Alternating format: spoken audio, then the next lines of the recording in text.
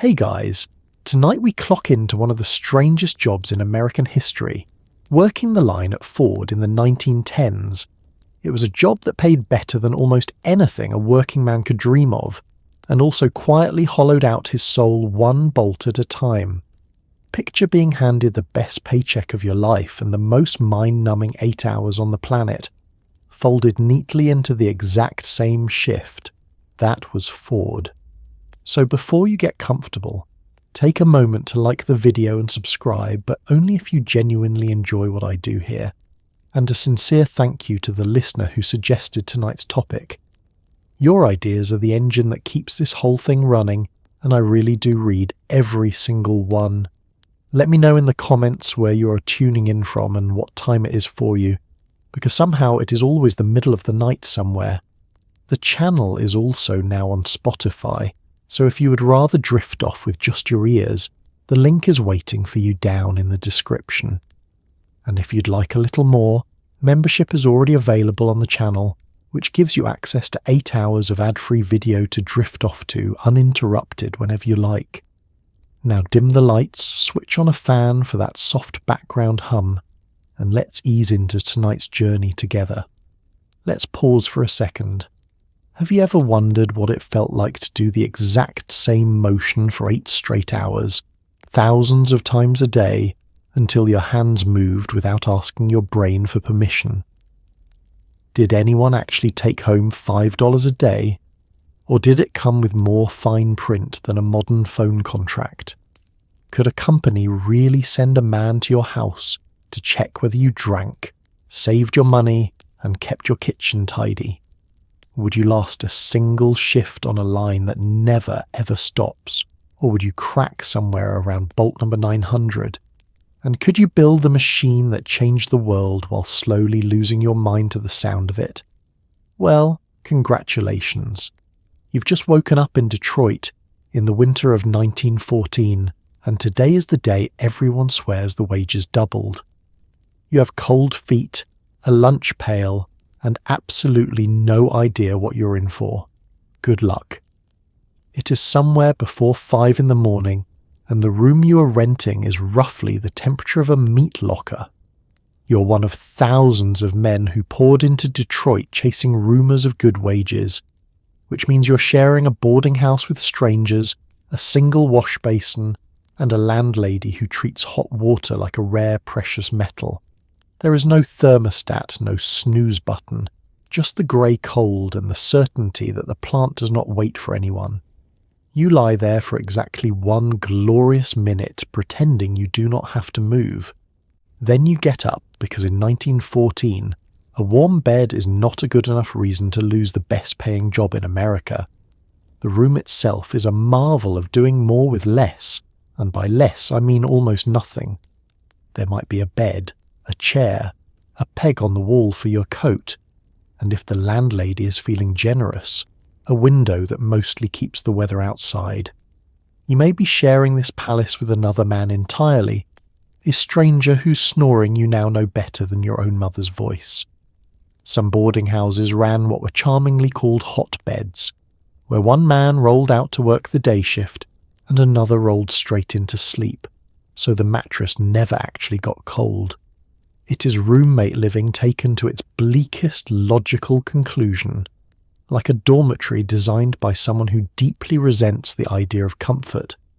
Detroit in these years is swelling so fast it can barely breathe. Word has gone out across the country and across the ocean that there is real money to be made here, and men have answered by the tens of thousands, far faster than anyone thought to build places for them to live. So you make do.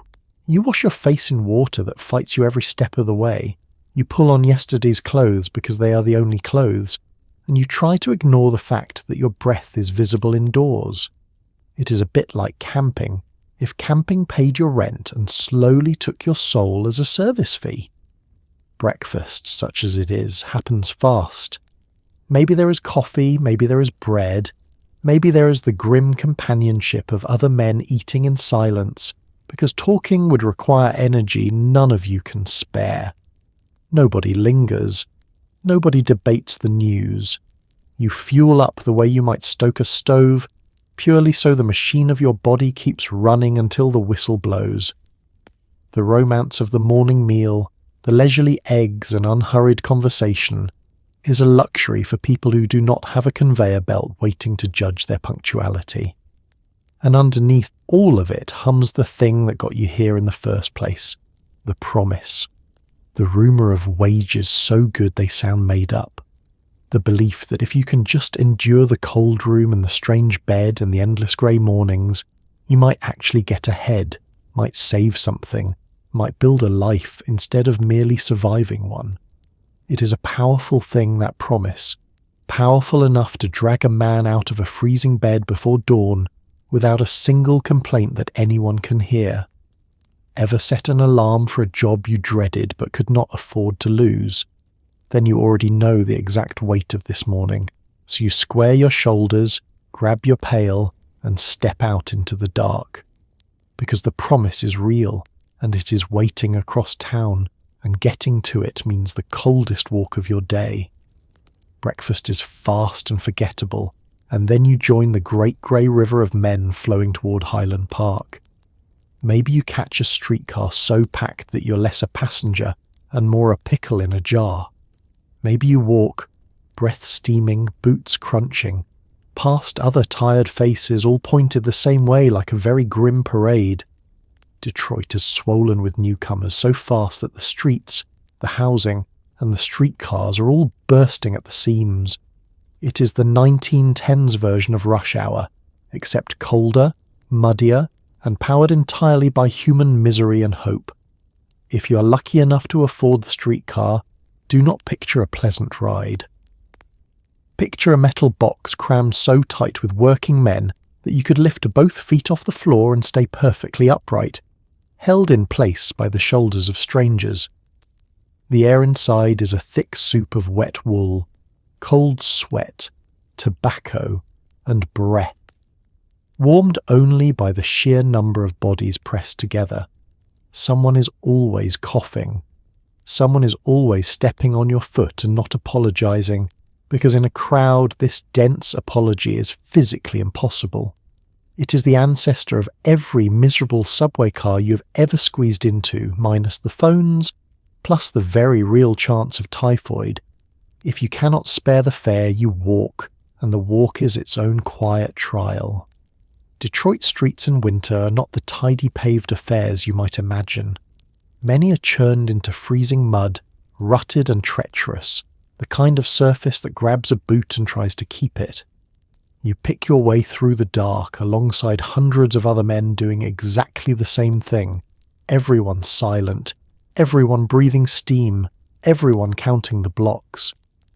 There is a strange solidarity in it, a wordless fellowship of the cold and the underslept, all marching toward the same enormous building for the same handful of dollars.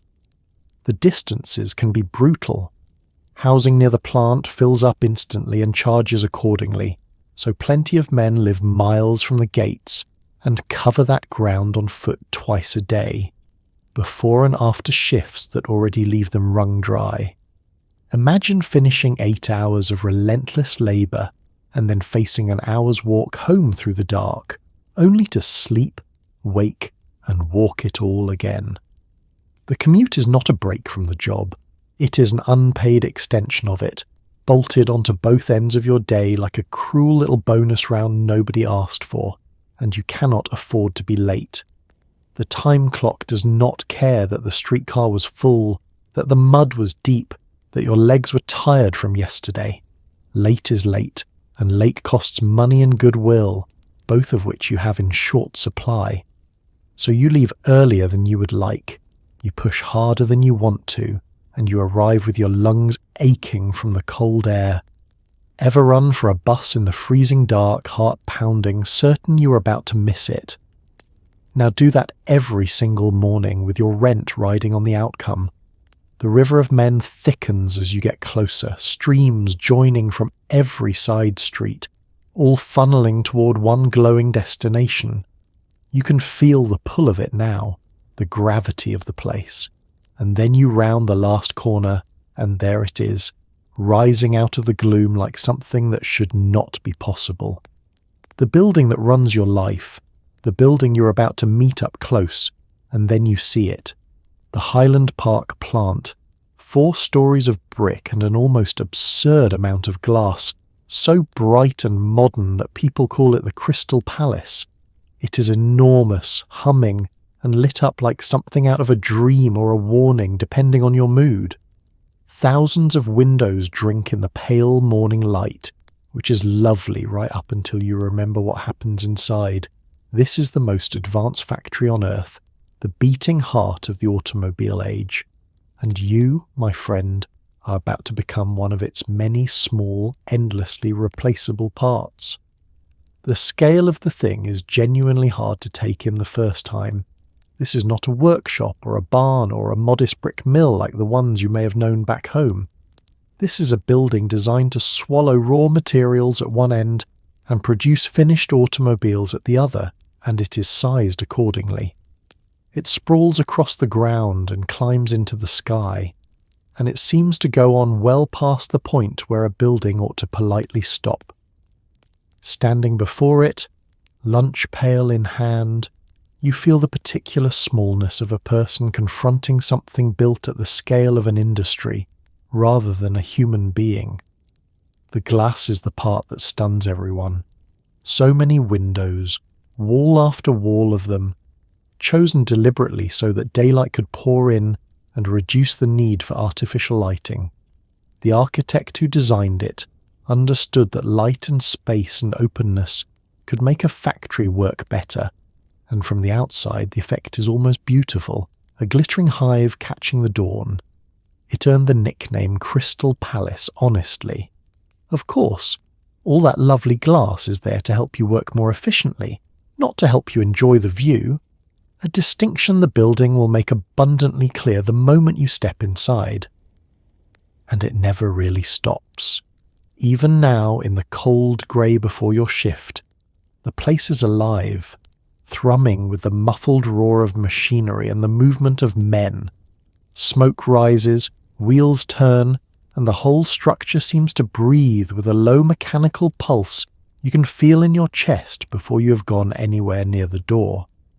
It has the presence of a living thing, an enormous patient creature that runs day and night and merely tolerates the humans scurrying in and out of its many mouths.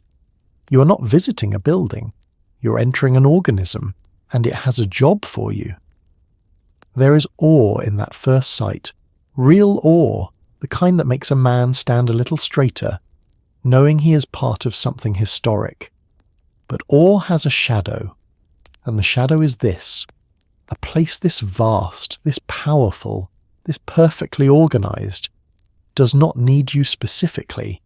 It needs a worker in your position, and if it is not you, it will be one of the thousands of other men flowing through these gates who would gladly take your spot. The building is magnificent and it is indifferent, and both of those things are true at exactly the same moment. So you take one last look at the glittering giant against the pale sky, and you let the current carry you toward the gate.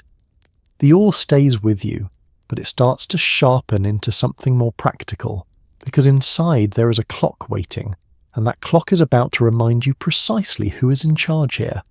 Spoiler, it is not you. Inside the gates, you do not start your day with a friendly nod to the boss. You find your card and you punch the time clock, that unblinking little machine that knows exactly when you arrive and exactly when you dare to leave. From this moment, you're not really a name. You're a badge number and a position on a line. Being late is not a casual oops. It is money out of your pocket and a mark against you. Somewhere in that click, a very modern feeling is quietly being invented. The sense that a machine is keeping score of your entire life. The card itself seems harmless, just stiff paper with your number on it, slotted into a rack among hundreds of identical siblings. But that card is you, as far as the company's concerned. You take it, you push it into the clock, and the machine stamps the exact minute onto it with a firm mechanical thunk. That stamp is the truth now. Not what you meant to do, not how hard the commute was, not the fact that you ran the last 3 blocks. The stamp says what time it is, and the stamp does not negotiate. It is the original version of every login, every badge swipe, every silent digital record that quietly notes your comings and goings today. There is something almost eerie about being reduced to a number, especially for men who came from places where everybody knew their name, their family, their reputation. Back in a village or a small town, you were somebody with a history. Here you are, digits on a card, interchangeable with the man ahead of you and the man behind you. The company is not being cruel exactly. It simply cannot know 10,000 names, so it knows 10,000 numbers instead. Efficiency requires it. But there is a chill in feeling your whole self compressed into a figure a clerk could file away without ever once looking up. The clock also draws a hard, unforgiving line around your time. Down to the minute, the company now knows how much of your day belongs to it, and it intends to collect every second it is owed. Arrive a few minutes late and those minutes are gone, deducted, noted. Linger too long over anything and the clock remembers. Your time has been converted into something measurable and purchasable, sliced into neat little units and priced accordingly. It is a strange feeling, watching your own hours become a currency that someone else gets to count. And the scorekeeping does not stop at the clock. Once you're inside, your output can be tracked, your pace can be measured, your attendance can be tallied, and all of it can be weighed when the company decides what you are worth. You have entered a world of records, a place that writes down what you do and how much and how fast. For a man used to judging his own work by the honest evidence of the finished thing in his hands, it is a jarring shift. Here, the finished thing barely matters. What matters is the number, and the number is always watching. So the card goes back in its slot, your number logged, your day officially begun in the eyes of the machine. You are on the clock now in the most literal sense there has ever been. And standing between you and that clock, ready to make sure every one of those recorded minutes is spent exactly as the company wishes, is a man whose good opinion you very much need and are very unlikely to get. Time to meet the foreman. Every line has a foreman, and yours is not here to be your friend, your mentor, or your emotional support supervisor. He is here to make sure the work moves and the men do not. A good word from him can mean a better job. A bad mood from him can mean you're out on the street by lunch. There are no performance reviews, no human resources department, and absolutely no suggestion box.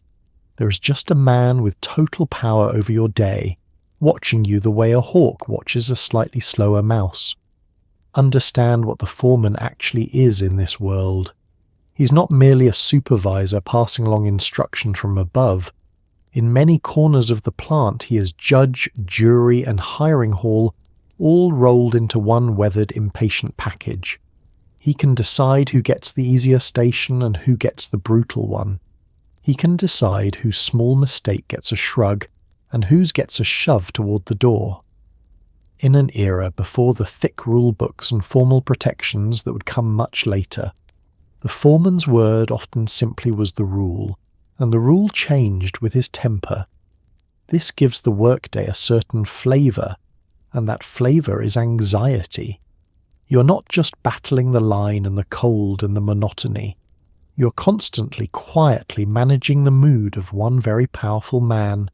You learn to read his walk, his glare, the set of his shoulders as he moves down the row. You learn which days he is merely gruff, and which days he is genuinely dangerous to be noticed on. It is a skill nobody teaches you and everybody needs, the ancient art of staying invisible to your boss on the wrong afternoon. He does not deal in encouragement. Do not expect a warm word for a job well done, because a job well done is simply the expected baseline, and the baseline does not earn applause. What the foreman notices is the gap, the slip, the moment your hands fumble or your pace falters. Praise is silence. Trouble is attention.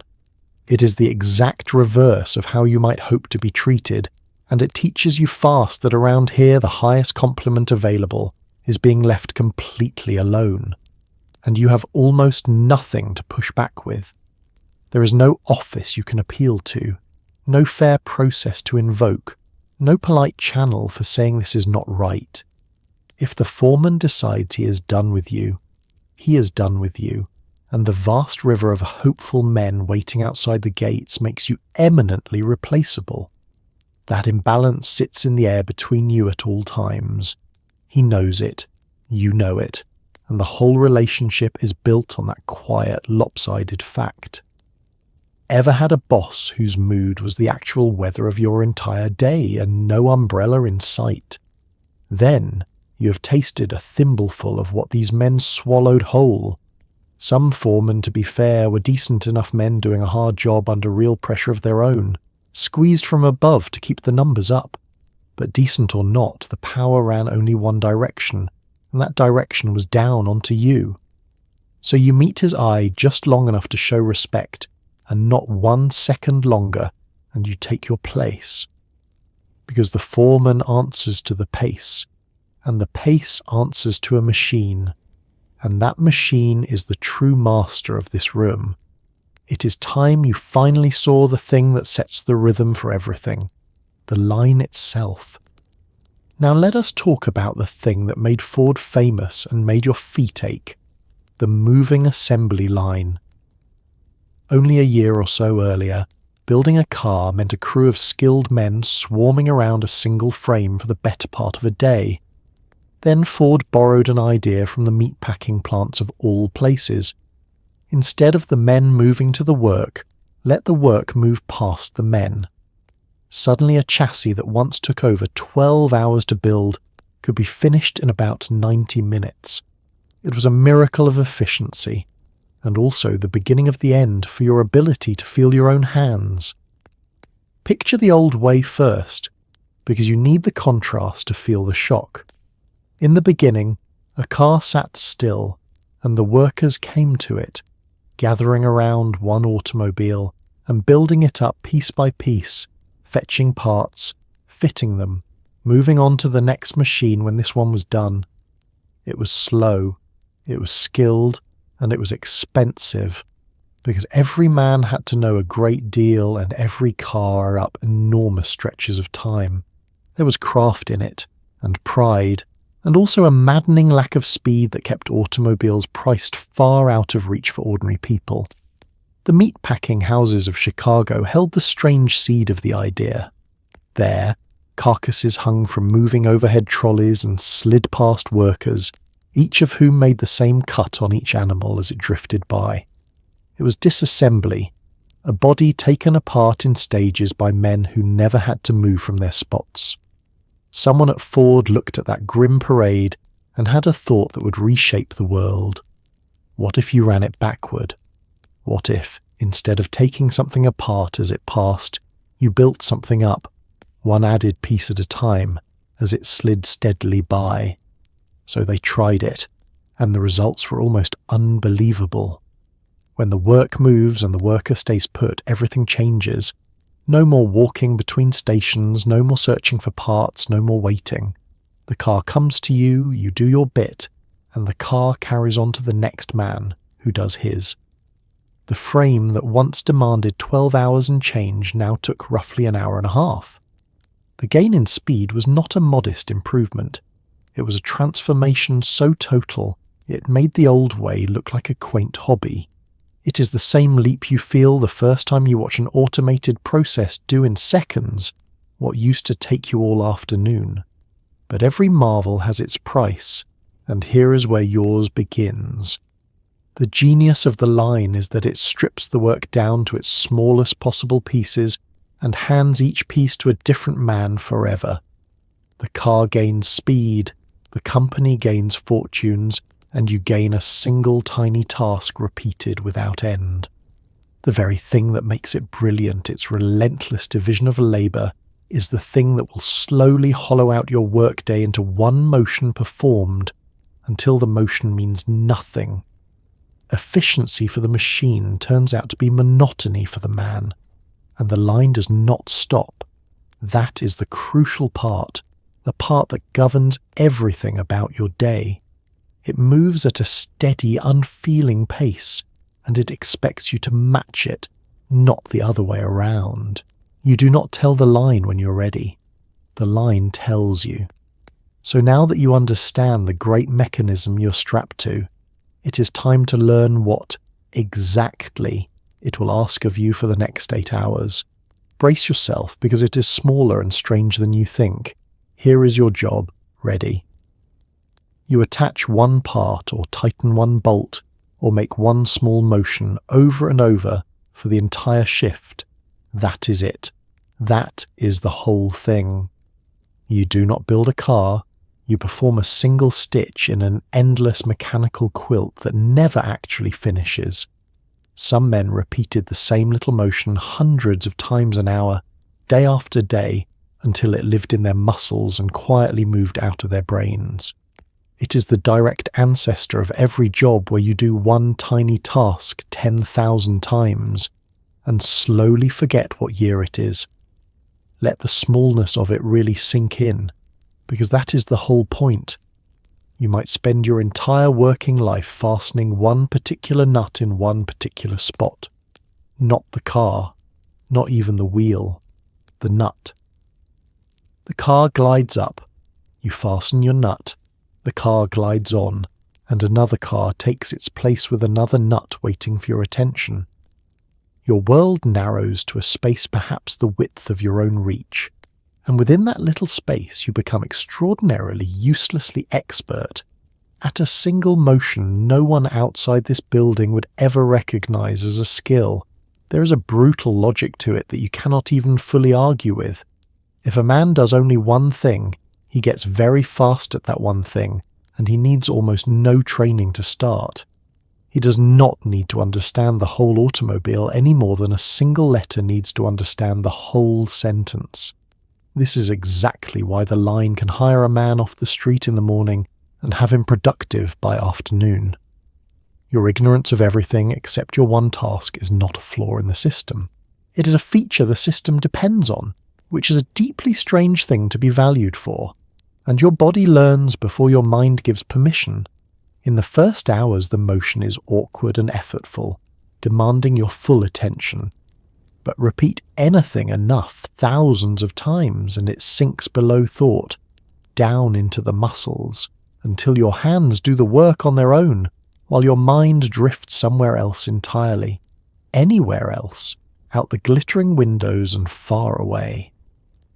Workers spoke of this half-absent state, hands labouring, self somewhere in the distance.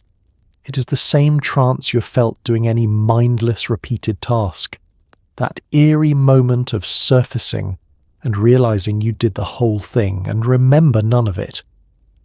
The strange part is what the repetition does to time. When every minute contains the same motion as the minute before, the minutes lose their edges and blur into one long undifferentiated smear. There is no natural rhythm of finishing something and starting something new, no small satisfactions to mark the hours passing. There is only the motion, and the next motion, and the one after that, a grey river of identical instants. Men learn to measure the day not in tasks completed but in sheer endurance, in how much of the sameness they had managed to outlast. This is the true labour of the line, and it is not really the effort of the muscles. It is the effort of the mind trying to stay sane while doing almost nothing forever. The physical demand is real, but it is the mental flatness that grinds men down, the total absence of variety, decision, or meaning in the work itself. And it gets harder still, because that steady pace you are struggling to endure is not actually fixed. Someone upstairs can reach out and make it faster whenever they please, and they do. Let us talk about the speed of the line. You do not set the pace of your work. The line does, and the line answers to men in offices who have already decided exactly how fast you ought to be able to move. When they want more cars, they do not ask nicely. They simply nudge the line a little faster and wait to see if anyone topples over. This charming practice is called the speed up, and it turns a merely exhausting job into a quietly panicked one. Imagine your treadmill slowly accelerating on its own, forever, while a man with a clipboard studies how long you can keep jogging. The first thing to grasp is that the pace is a decision, not a fact of nature. The line moves at whatever speed the company sets, and that speed is chosen by people who will never stand at your station or fasten your bolt. They study the work, they calculate how quickly a man ought to be able to complete each little task, and they set the belt to match their arithmetic. Your day, your effort, the very rhythm of your hands, all of it is determined by figures on a page in a room you will never see. You're living inside someone else's math problem. Then comes the speed up, and the speed up is where the arithmetic turns cruel. If the company wants more automobiles out the door, one of the easiest levers to pull is simply the speed of the belt. Turn it up a little, and every man along its length must move a little faster to keep pace, without a word of discussion or a penny of extra pay. It happens quietly, sometimes so gradually you half doubt your own senses, a creeping acceleration that leaves you working harder for the same wage and unsure exactly when it happened. And you cannot fall behind, because falling behind is not a private failure that stays at your station. The line is a chain, and you are one link in it. If your car reaches you before you have finished the last one, the work piles up, the men downstream feel it, and the whole beautiful machine starts to stumble because of you. That pressure is enormous and entirely personal. It is not the foreman shouting, it is the relentless physical arrival of the next car and the next and the next, each one a small deadline you cannot miss. The belt itself becomes your most demanding boss. This is a genuinely new kind of pressure in the world, and it is worth pausing on how clever and how cold it is. In older work, a man might push himself or ease off depending on his body, his mood, the length of the day. On the line, the machine sets the pace, and the machine never tires, never has an off day, never needs a moment to stretch its back. You're a living, limited creature yoked to a tireless mechanical rhythm, and the rhythm does not care that you are human. Ever tried to keep up with a checkout scanner or a kitchen ticket printer that just would not slow down? Multiply that by 8 hours and stake your livelihood on it. The result is a job that is physically hard and mentally taut at the same time, a combination that wears a man thin in a hurry.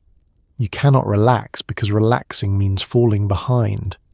You cannot speed up on your own terms and then rest, because the pace is fixed above your head. You simply match the belt minute after minute, hoping today is not the day they decide to nudge it faster. And through all of it, wrapping around you like a second atmosphere, is a wall of sound so total it becomes its own kind of trial. Let us talk about noise. The plant is loud in a way that words genuinely struggle to hold. Metal strikes metal, machines pound and hiss, conveyors clatter, and hundreds of tasks happen at once inside one giant echoing hall. Nobody hands out ear protection, and no polite little sign reminds you to safeguard your hearing. There is just the roar all day, until it stops sounding like noise and starts sounding like the inside of your own skull. Plenty of men walked out of Ford with hearing that never fully came back, a free parting gift from the loudest office in America. Try to build the sound in your mind, layer by layer, because no single noise captures it. There is the deep pounding of presses stamping metal into shape, a rhythmic slam you feel in your teeth. There is the shriek and grind of machinery cutting and shaping, the clatter of conveyors dragging their endless burden, the hiss and clank of 1,000 mechanical processes running side by side, and over and under all of it, the murmur and movement of thousands of men. Now imagine every one of those sounds happening at once, all day, inside a vast hall of hard surfaces that throw the noise back at you from every direction. There is no relief from it, and that is what makes it a trial rather than a mere annoyance. A loud sound you can escape is bearable. A loud sound that surrounds you for 8 or 9 hours with nowhere to retreat becomes something else, a physical weight pressing on you continuously. You cannot step out for a moment of quiet. You cannot cover your ears because your hands are working. You simply exist inside the roar, hour after hour, until it becomes the permanent background of your entire waking life, as constant and unremarkable to you as your own breathing. And nobody protects you from it. This is an age long before anyone hands a worker a pair of earplugs or a padded muff, long before anyone in charge treats hearing as something worth preserving. The noise is simply accepted as part of the work, an unavoidable feature of the environment, like the cold outside or the smell of oil within. If it damages you, and it damages a great many men, that damage happens slowly and silently, and draws no particular concern. Your hearing is your own affair, and the line has automobiles to build. The strangest thing the noise does is bury you inside yourself. In a room this loud, ordinary speech is impossible. You cannot casually chat with the man beside you, cannot call out a joke, cannot share the small human noises that make hard work bearable in gentler settings. The roar isolates every man inside his own head, even as he stands shoulder to shoulder with hundreds of others. You're surrounded by people and utterly alone with your thoughts, which, given the monotony of the task, are not always the most cheerful company. It is a peculiar loneliness, crowded and silent at once. Over months and years, the noise does its quiet work on the body. Hearing dims, ringing sets in, and men grow so used to shouting and being shouted at, that normal conversation starts to feel strange. They carry the plant home in their ruined ears long after they clock out for the last time. But the roar does not only take, it also forces its own strange adaptations, and one of the cleverest is a way the men found to speak to each other despite everything, a secret skill born of necessity. Let me tell you about the Ford whisper. You might think you could at least chat with the fellow beside you to pass the hours. You would be wrong. Talking on the line is frowned upon, and foremen are forever watching for lips that move for reasons other than breathing. So the men invented a survival skill known as the Ford whisper, speaking low out of the corner of the mouth without ever seeming to move it at all. It is the exact face you make today when you pretend to follow a meeting while muttering to the person next to you, except here your paycheck honestly depends on getting it right. First, understand why talking was such a problem in the first place. It was not only the noise, though the roar certainly made ordinary conversation useless. It was the rule. The company wanted its men working, not chatting, and idle talk was seen as a small theft of the time the company had bought. Foremen policed it, watching for men whose attention had drifted toward each other rather than the work. A worker caught socializing might earn a sharp word, a black mark, or worse. So conversation itself became a small forbidden act, something to be smuggled rather than simply enjoyed. But men are men, and men need to talk. Take away every ordinary channel of human contact, and people will invent a new one out of whatever scraps remain. The scrap available here was the mouth held nearly still, the words pressed out low and flat through barely parted lips, while the face kept its innocent working expression pointed straight ahead. From across the room, from the foreman's watching post, nothing seemed to be happening. Up close, quietly, a whole conversation might be flowing. The Ford whisper was equal parts ventriloquism, rebellion, and survival. It was a genuine skill, and like any skill, it took practice. A man had to learn to shape recognizable words without the visible movement that would give him away, to pitch his voice under the machinery, yet somehow into his neighbor's ear. to time his muttering to the moments the foreman's back was turned. New men were often clumsy at it, their lips betraying them until the veteran schooled them in the art. It became a small shared craft passed quietly along the line, a piece of folk knowledge the company never taught and never wanted, learned in the only classroom that mattered. Think about what that whisper actually carried, because it was more than idle gossip. Through those muttered words travelled everything the men could not otherwise share. Warnings about the foreman's temper that day, jokes to break the crushing monotony, complaints that could be voiced nowhere else, small kindnesses and small conspiracies. It was the entire social life of the line compressed into a thread of sound too quiet to be caught. In a place designed to turn men into interchangeable parts, the whisper was a stubborn insistence that they remained people who needed one another. And there is something quietly moving in that, if you sit with it.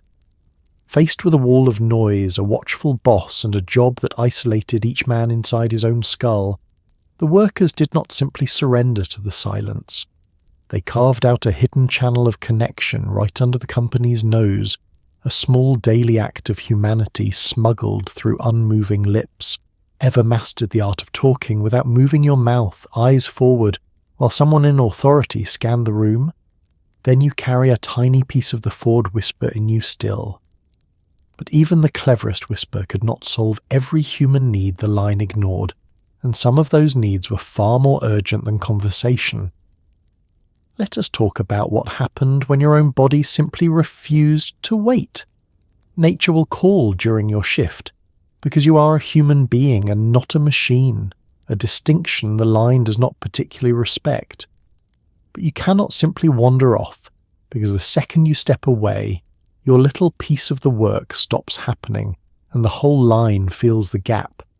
You wait for a relief man to take your spot, assuming one is even free, and you learn to schedule your own body around the moods of a conveyor belt. There is a strange helplessness in being unable to answer the most basic request your body can make. Somewhere in that indignity lives the true birth of the modern excuse I cannot right now. I am at work. Think through the mechanics of it, because they are genuinely absurd when you lay them out. You are one link in a chain of men, each depending on the one before. The car arrives at your station, you do your task, the car moves on.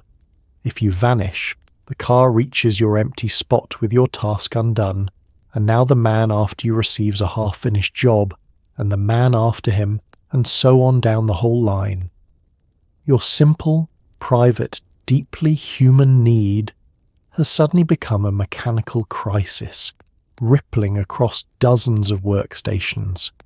No wonder the company treated your bladder as a scheduling problem.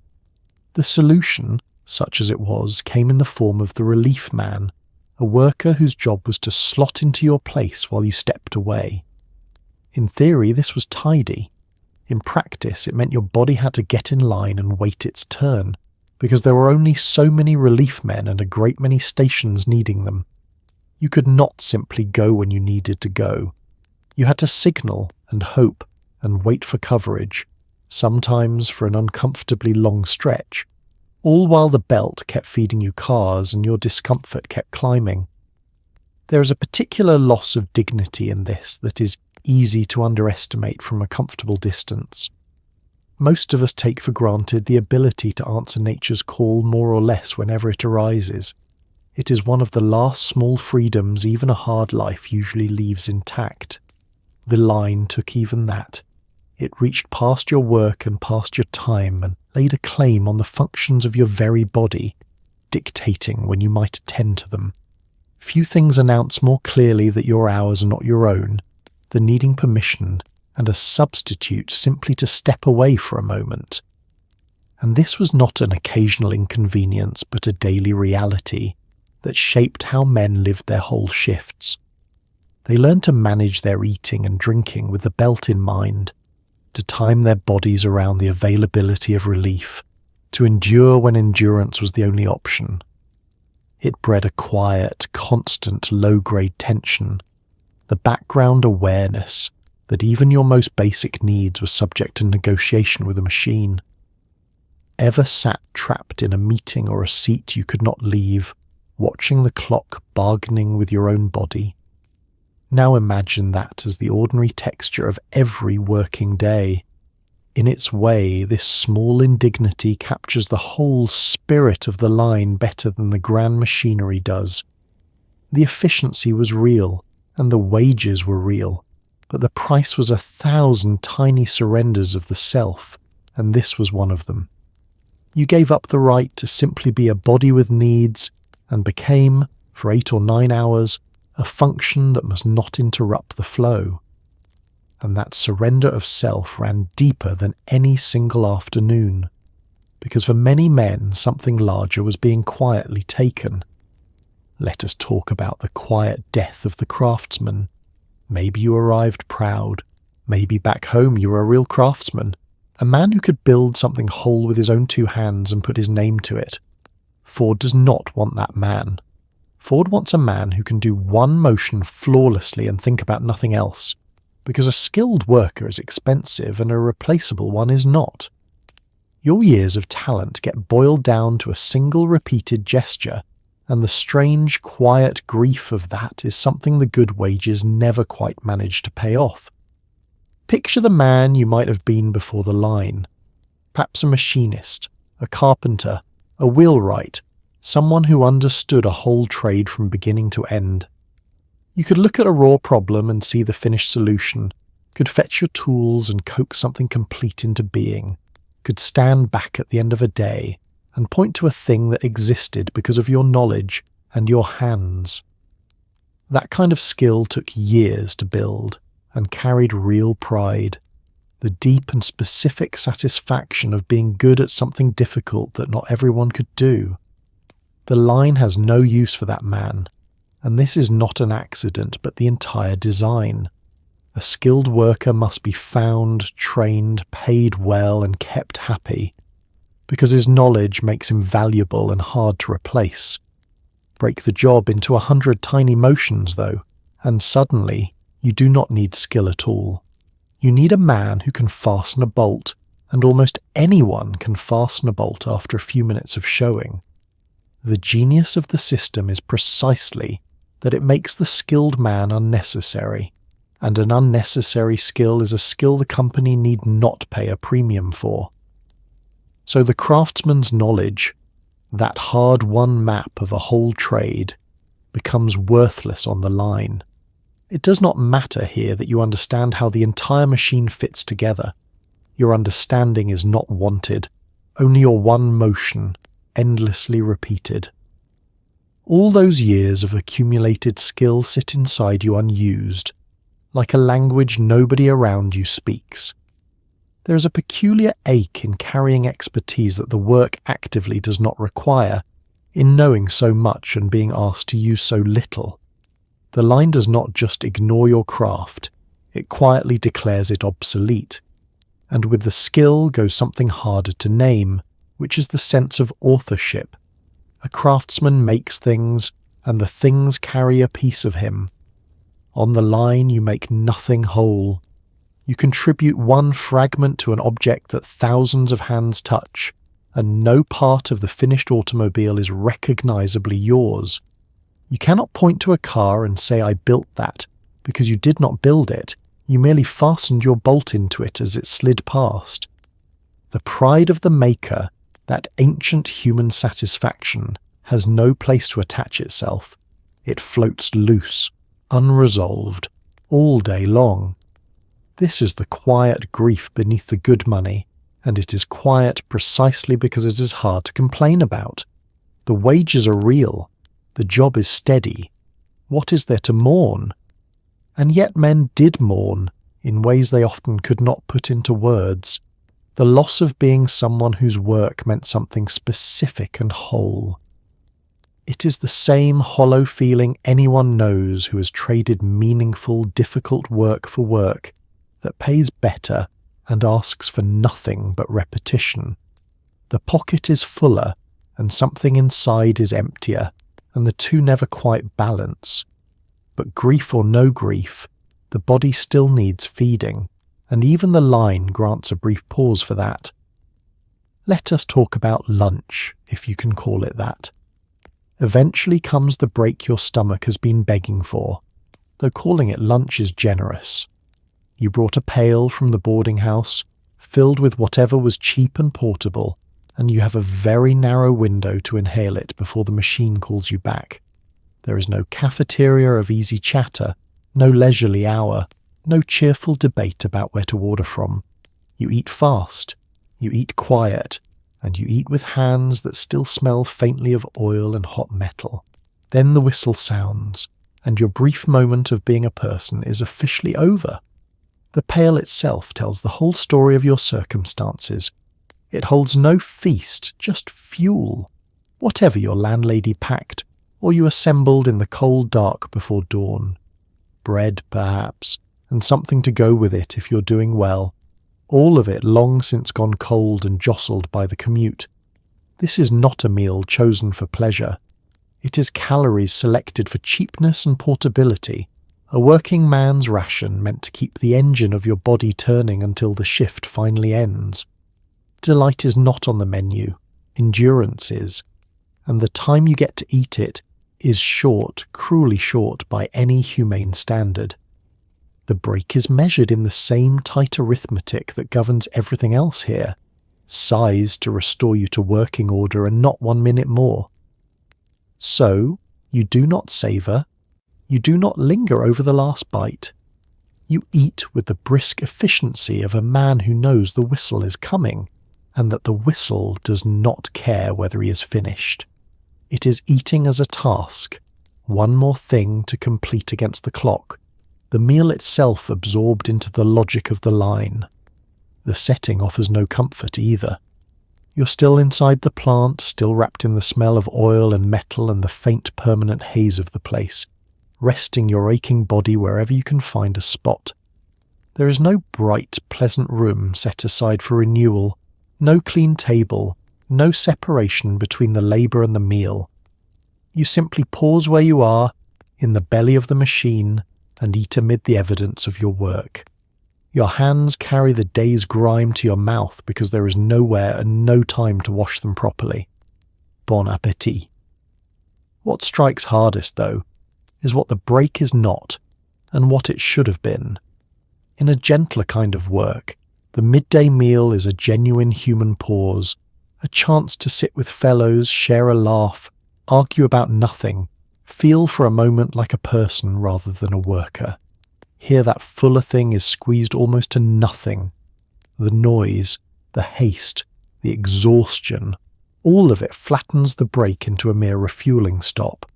You do not so much rest as briefly idle before being switched back on. The distinction between a man and a machine grows a little blurrier with every hurried bite. Still, brief and grim as it is, the pause matters. It is a small island in the long grey sea of the shift, a few minutes when the belt is not demanding your motion, when you can lower your eyes and simply be tired in peace. Men learn to treasure even this thin sliver of relief, because they knew exactly what waited on the other side of the whistle. And for some of them, what waited was far worse than a fast belt and a monotonous motion. Some men worked in a part of the plant where the very air tried to cook them alive. Let us talk about the heat and the foundry. Some jobs in the plant are bad, and some are the kind that make grown men seriously consider a career in almost anything else.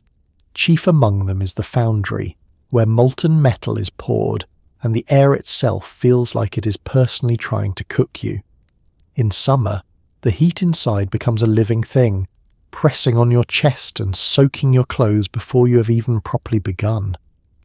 There is no air conditioning, of course, and the fans mostly just relocate the misery. If you drew the foundry, you learned very quickly that $5 a day buys a great many things, but it does not buy you shade. Understand first what a foundry actually is, because the word does not convey the reality. This is where metal is melted and poured to form the parts a car requires, which means it is a place of furnaces and liquid fire, of temperatures high enough to turn solid iron into flowing orange rivers. The heat radiating off that process does not politely stay near the furnaces. It fills the whole space, bakes the floor, warms the tools, and wraps around every man working there like a heavy invisible blanket that never once lifts. You do not visit the heat in the foundry, you live inside it. In summer, the effect becomes genuinely punishing. Layer the natural warmth of the season on top of the furnace heat, and you get an environment that assaults the body from every direction. Sweat pours off you before you have accomplished anything, soaking through your clothes and stinging your eyes. Breathing itself feels like effort, as though the air has grown thick and hostile. Your heart works harder, your head swims, and the simple act of remaining upright and functional becomes its own exhausting labour, performed on top of the actual job. The foundry does not merely make you hot, it slowly wrings you out, and there is nothing to save you from it, because the comforts that would answer this misery simply do not exist yet.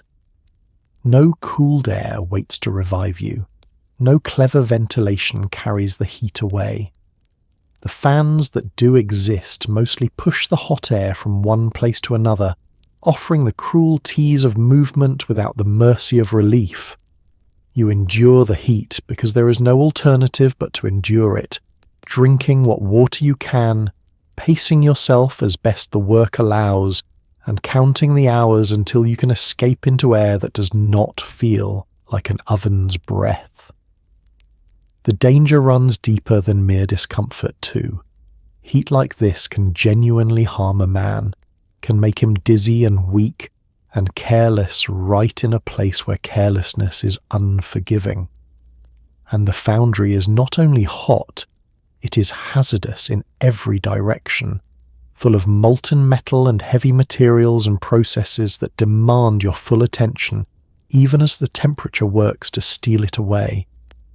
A worker fighting to stay conscious in brutal heat is a worker in real peril, and the combination of exhaustion and danger made the foundry one of the most feared assignments the whole plant could hand out. So spare a thought for the men who spent their days in that inferno for the same daily wage as everyone else, their bodies pushed to a limit the line workers upstairs never quite touched. The $5 was the same, but the price paid for it varied enormously, depending on where you stood, and in the foundry the price was steep indeed. Yet heat was not the only thing that could break a man's body in this place. Fast machines and tired flesh made a dangerous partnership all across the plant, and injuries were simply part of the arithmetic. Let us talk about injuries and the company doctor. Fast machines and tired men make a dangerous pairing, and the plant collects injuries the way a wool coat collects lint. Fingers get caught, backs give out, hot metal finds skin, and the line naturally keeps sliding along right beside the accident. There is a medical department, which is honestly more than most of these men had ever had before, but there is no safety net waiting to catch you if you're hurt too badly to work. You learn to keep your hands out of the wrong places, because in 1914, your body is your only real tool, and nobody's handing out spares. Consider the raw ingredients of the danger. You have powerful machinery moving at speed, sharp edges and heavy parts, hot metal and pounding presses, all packed close together. Then you add human beings who are tired, whose attention has gone soft from monotony, whose hands are performing motions so automatic that the mind has wandered off entirely. Fatigue and repetition are the quiet enemies of safety, dulling the very alertness that keeps fingers whole. Put worn-out men among unforgiving machines all day, every day, and accidents are not a possibility. They're a certainty, merely a question of when and to whom. The injuries themselves ran the grim gamut. A hand caught where it should not be. A back that finally failed under the endless strain of lifting and bending. Burns from hot metal, cuts from sharp edges, the slow-wearing damage of doing the same forceful motion until the body simply wore through. Some injuries were sudden and dramatic, others crept in over months until a man realized his body no longer worked the way it once had. Either way, the plant produced a steady harvest of damaged men alongside its steady harvest of automobiles, the two outputs rolling off together. And here is the coldest detail, the one that captures the whole spirit of the place. When a man was hurt, the line did not stop. The belt kept moving, the cars kept coming, the work kept flowing right past the site of someone's private catastrophe. An accident that would freeze an ordinary room in horror was, on the line, an interruption to be managed without halting production, if halting could possibly be avoided. The machine's indifference was total. Your pain was your own affair, and the automobiles had a schedule to keep. To its credit, the company did maintain a medical department, and this genuinely was more than most working men of the era had ever known. If you were hurt, there was somewhere to be treated, someone to tend the wound, a resource that a farmhand or a small-town labourer could only dream of. It would be unfair to pretend this counted for nothing. In the landscape of the time, on-site medical care was a real and unusual benefit. One more way, the plant was ahead of its age even in the midst of its harshness. But treatment for a wound is not the same as protection from ruin.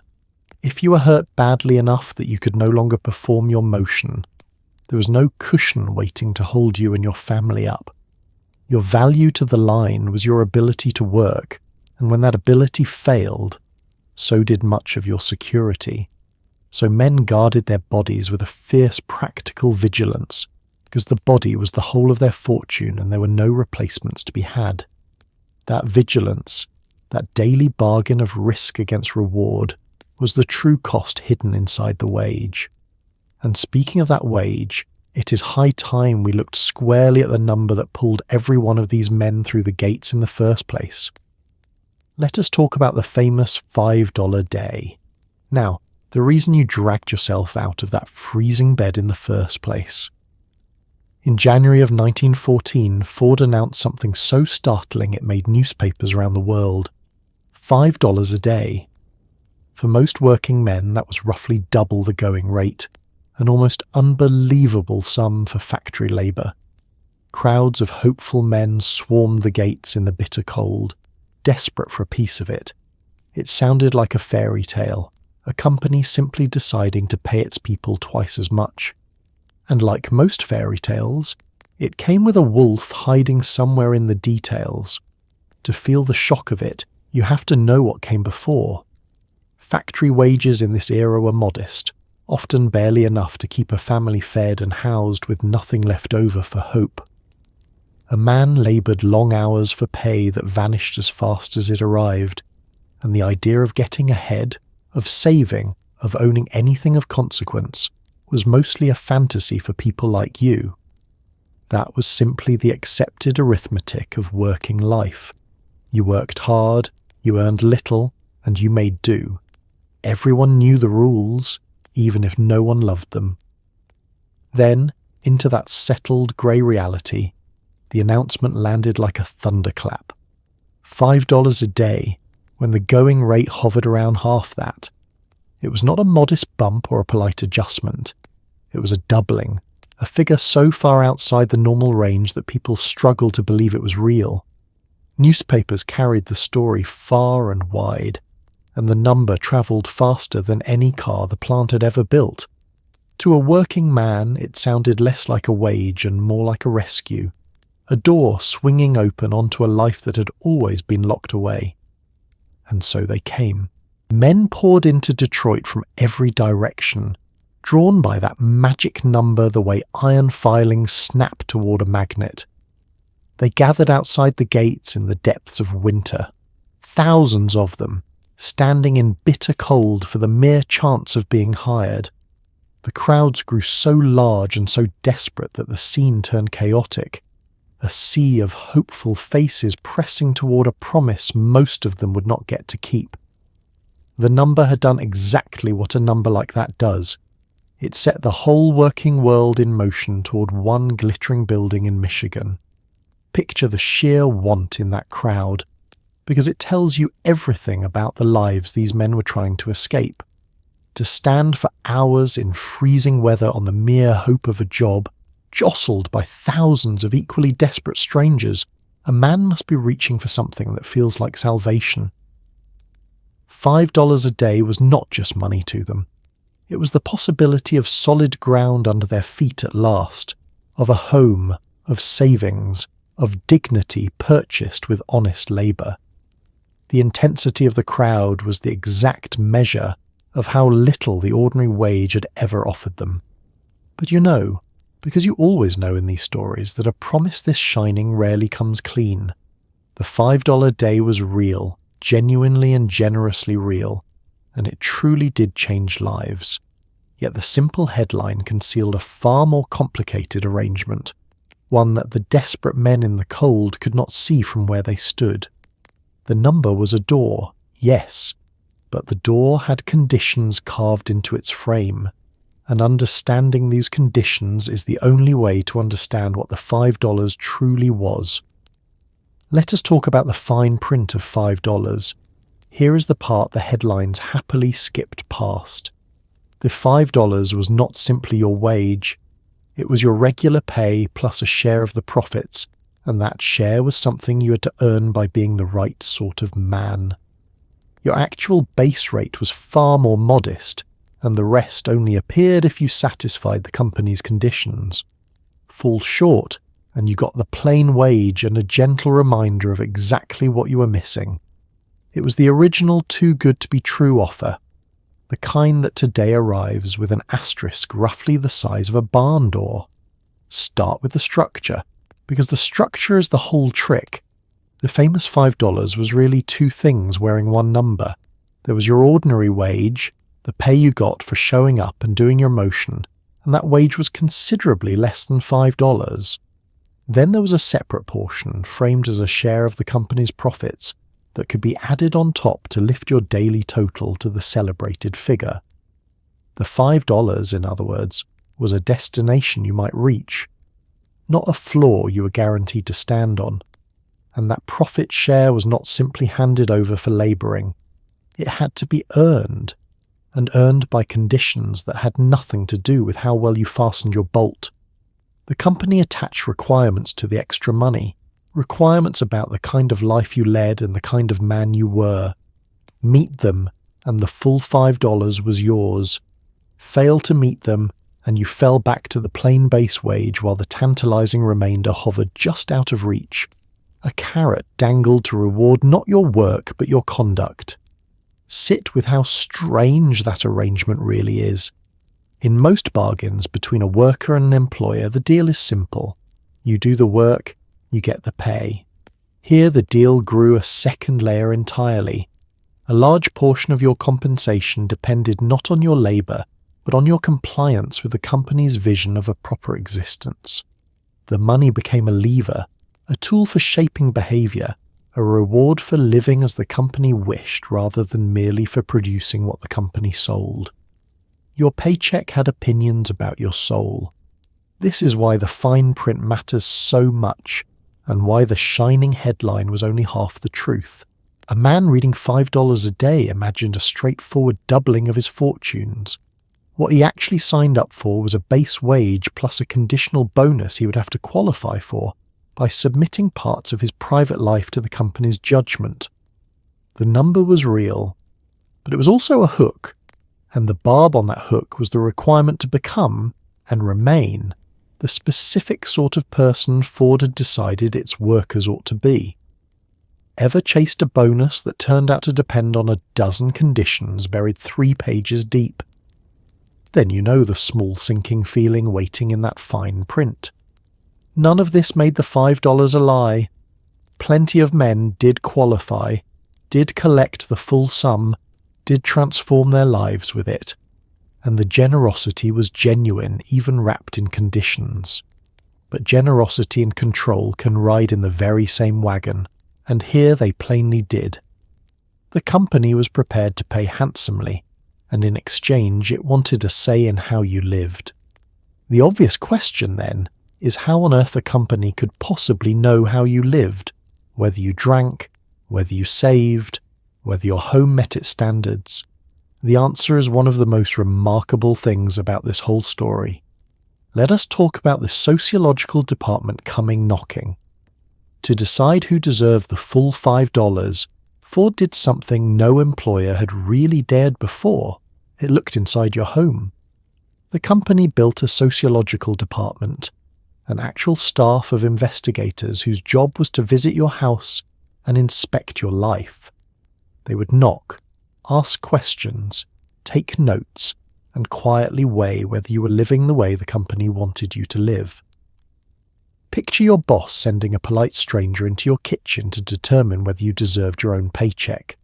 That, remarkably, was the policy. Let the existence of such a thing sink in for a moment. This was not a rumour or an occasional overreach by a nosy manager. It was a formal department, staffed and organised, with the specific mission of examining the private lives of the company's workers. An employer had decided that to hand out its bonus fairly, it needed to know how its men lived behind their own front doors, and it built an entire apparatus to find out. The very name announced the ambition. This was the study of the worker as a whole social creature, conducted by the company that employed him. The method was direct and, to modern ears, astonishing. Investigators went to where the men lived and knocked on their doors. They came inside. They asked questions about habits and finances and family life. They observed the condition of the home, took note of what they saw, and carried their findings back to the company, where the answers helped determine whether a man qualified for his full share of the pay. Your home, that supposed private refuge from the working world, became an extension of the workplace, subject to inspection like any station on the line. Imagine being on the receiving end of that knock. You have finished your grueling shift, walked home through the cold, and now a representative of the company that owns your workdays stands at your door, asking to come in and evaluate your existence. There is no easy way to refuse because the money hangs on your cooperation. So you let the stranger in, and you answer the questions, and you feel the peculiar exposure of having your ordinary life turned into evidence. The boundary between the man who works and the man who lives, already thin, dissolves entirely. Now, the company did not frame this as surveillance, and in fairness, its stated intentions were not purely sinister. The sociological department presented itself as a helper, a guide meant to steer workers towards stable, prosperous, orderly lives, offering advice on managing money and running a household. Many immigrant workers, new to the country and its ways, did receive genuine assistance navigating an unfamiliar world. There was a paternal kindness in the intention, a belief that the company knew what was good for its men and meant to nudge them toward it. But kindness that arrives with the power to withhold your pay is a complicated kind of kindness, and the workers felt the complication keenly. However gentle the framing, the underlying reality was that a company had claimed the right to enter your home and judge your life, with real money riding on the verdict. Help and control wore the same face here, and the men could not always tell which one had come knocking, and that verdict came down to specific standards, specific behaviours the investigators were hunting for, a whole quiet checklist of what a proper Ford man was supposed to be. Let us talk about living clean or losing the bonus. So what were these investigators hunting for? They wanted to see that you did not drink to excess, that you saved your money sensibly, that your home was tidy, and that your family life matched their idea of respectable. A man who gambled, drank hard, or kept a chaotic household could be denied his profit share until he straightened up. On paper, it was called helping the worker. In practice, it was a company deciding it owned your evenings as well as your days. It is the great-grandfather of every modern job that quietly expects a say in who you are after you clock out. Drink sat near the top of the list, and for reasons the company found perfectly logical. Heavy drinking, in its view, produced unreliable, unproductive, unstable men, the opposite of the sober and steady worker the line required. So the investigators took an interest in your relationship with alcohol, and a man known to drink hard put his bonus in real jeopardy. The company was not merely discouraging drunkenness on the job, which any employer might do.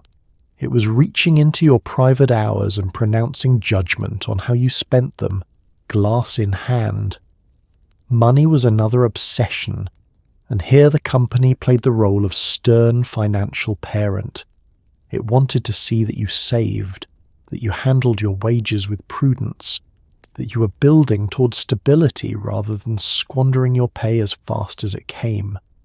Gambling was frowned upon, wasteful habits discouraged, thrift rewarded. The logic was that a man who managed his money well was a settled, dependable man, and a settled man made a better worker. Your savings account, or the lack of one, became a matter of legitimate company interest, folded into the calculation of your worth. The home itself came under scrutiny too. Investigators noted whether the household was clean and orderly, whether the family lived in a manner the company deemed decent and respectable. A chaotic or squalid home counted against you, a tidy and wholesome one in your favour. Think of the strangeness of that. A man's housekeeping weighed as a condition of his pay. The state of his rooms entered into a company ledger. The domestic sphere, traditionally the one place entirely beyond an employer's reach, was pulled firmly into the company's field of view. Even the shape of your family life mattered, measured against the company's particular notion of respectability. There was a right way to live, in the company's eyes, and it involved a stable household, ordered along the lines the company approved. Men whose domestic arrangements fell outside that vision could find their bonus at risk, their private choices recast as professional liabilities. The company was not content to purchase your labour. It wanted to purchase, or at least heavily influence, the entire moral architecture of your life, and it had the money to make its preferences felt. Call it what it was, then, without either condemning or excusing too quickly. It was a bargain in which higher pay came bundled with a surrender of privacy and autonomy, a trade of dollars for a say in your soul. Some men accepted it gladly, grateful for the money and even for the guidance. Others chafed at the intrusion while pocketing the pay, and a few surely resented every knock and every question. Ever worked somewhere that took a keen interest in your conduct off the clock, your image, your habits, your life beyond the job? Then you have felt the distant echo of this arrangement, and for one particular group of workers, the company had an especially ambitious program of reshaping in mind, a program aimed at their very language and identity. Let us talk about the Ford English School. A huge share of the men on the line were immigrants, arrived from dozens of countries, speaking dozens of languages, all packed together beside the same conveyor. Ford, being Ford, did not leave this to chance.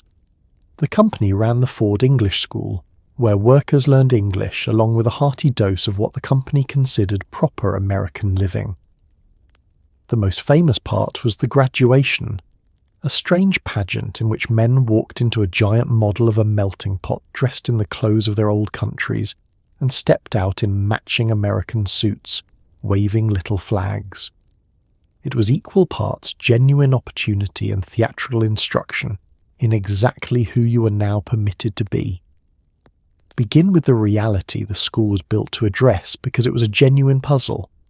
The plant drew workers from an astonishing range of nations, men who spoke many different tongues and shared little common language.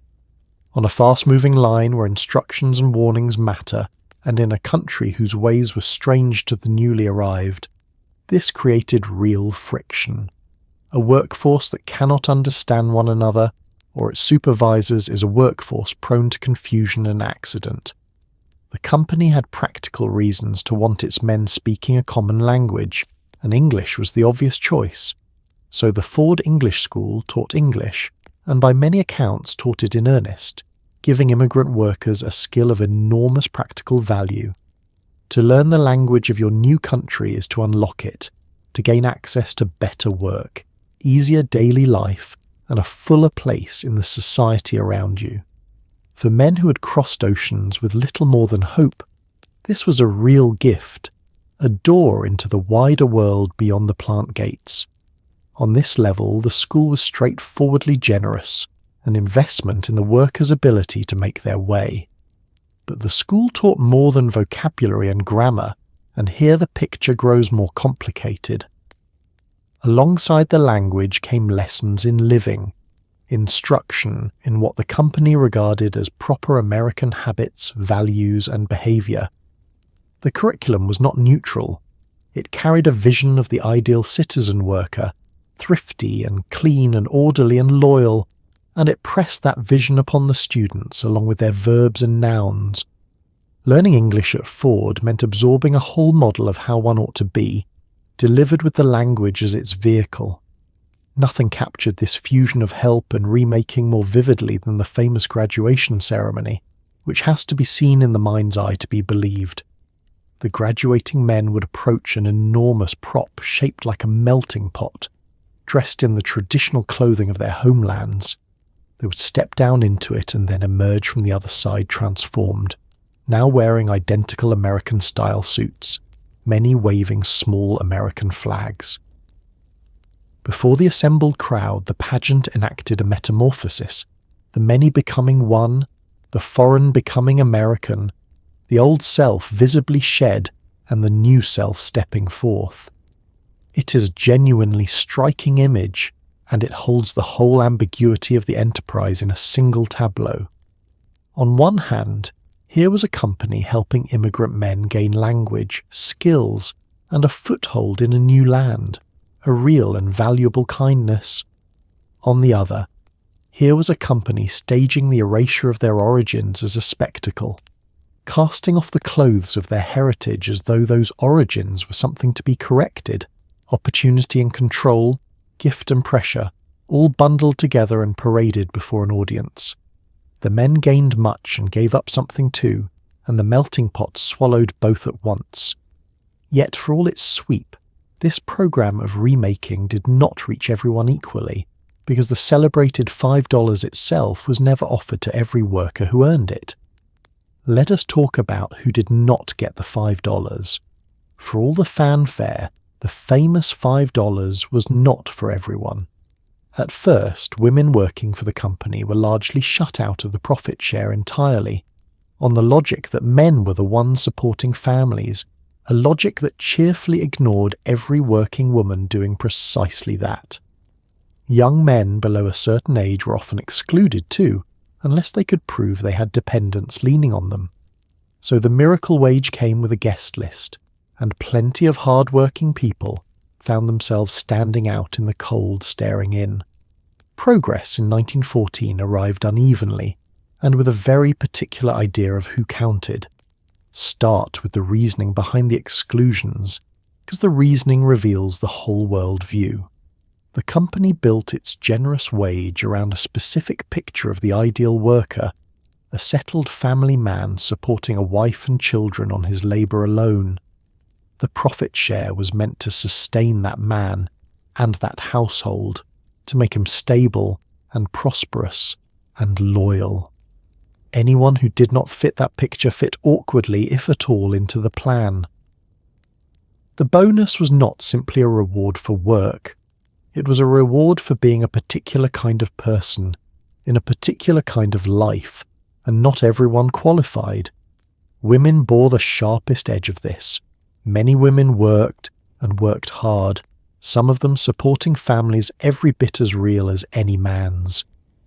Yet the company's model cast the man as the breadwinner and the woman as, at most, a supplement, and so women were largely kept from the full profit share at the start. It did not much matter that a given woman might be the sole support of her household. The category had been decided in advance, and the category said breadwinning was a man's role. Reality was expected to bend to the assumption, not the other way around. Young men ran into a related wall. Simply being male was not enough to unlock the full sum. A worker often had to be above a certain age and, crucially, had to be supporting dependents to qualify.